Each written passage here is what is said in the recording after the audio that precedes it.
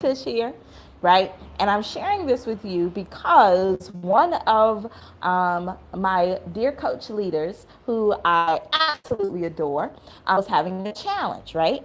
And the challenge in particular was what she was to create the video because I have dealt with the same thing, right?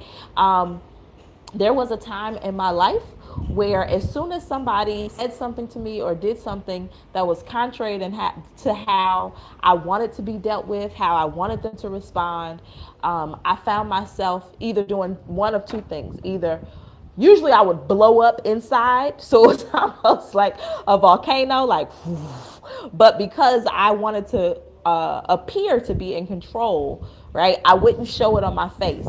So internally, I'd be steaming, flaming, but externally, I'd be extremely calm,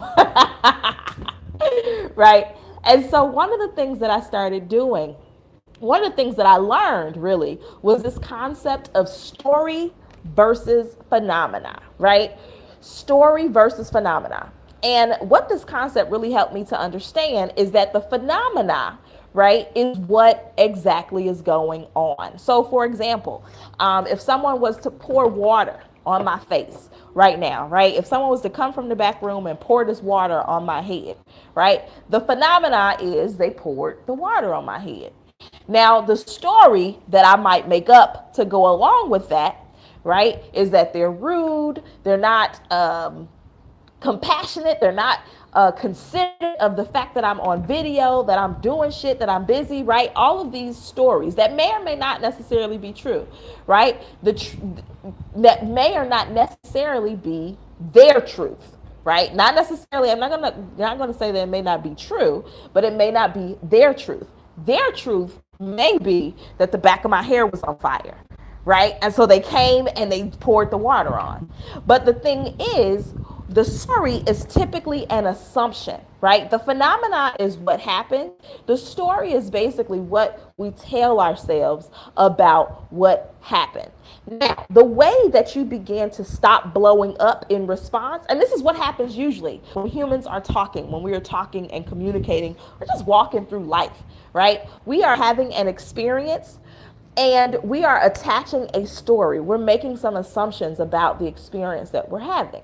Well, the way that we began to start separating the story from the phenomena is actually just simply being intentional about doing so. And what I mean by being intentional, what I really mean is that we're simply setting the intention. We're intending to. We're setting it in our mind, maybe putting a reminder on our arm, a rubber band, or a tattoo for some of us, to really just take a pause, acknowledge how we're feeling, and then come back to the situation, come back to the phenomena, right? Because what I've noticed, and I have another girlfriend who I was talking to, is that she found another coach, another leader. What she was finding is that for her, when a situation occurred, it was it was a reflex that she would automatically pop off, right? And so for her, what she had to begin doing was when the situation happened, go journal about exactly how she was feeling, right? Identify exactly how she was feeling, and I'm going to include a link to an emotional and a wheel of emotions, right?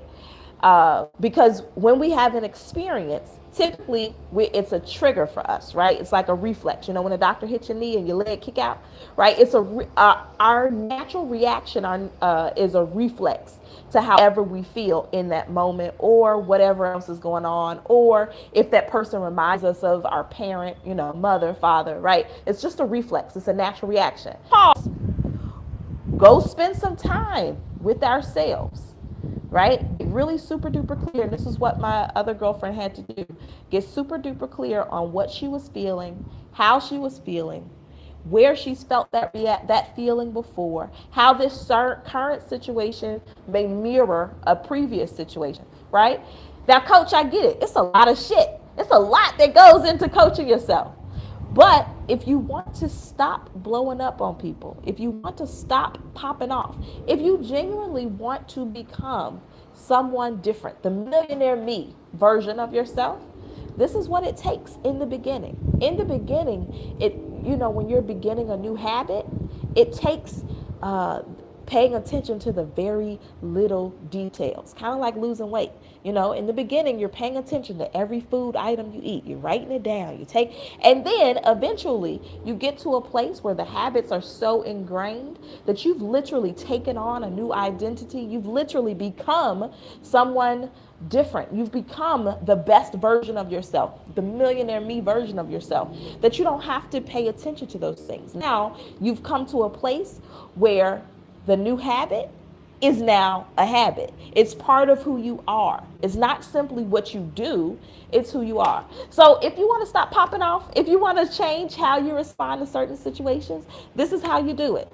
You simply identify that what you're feeling in the moment may or not be a direct reflection of exactly what's going on, right? So you take some time away from the situation, you journal about it, identify how you're feeling, right? And then come back to the situation and then have a conversation with the person who you had the experience with. 9 times out of 10, if you have a clear conversation with them, you may find, and there's a certain way you have conversations, we'll talk about that in another video, but you may find that what you thought was their reasoning was not their reasoning at all. So comment below, let me know if this has been helpful for you. And if you take action on this deal, right? If you find yourself pausing, journaling how you feel about it, identifying what emotion, choosing a different emotion, right? Choosing a different story, right? Come back and let me know. And this is Coach Tish, and I'll holler at y'all next time. Peace, y'all.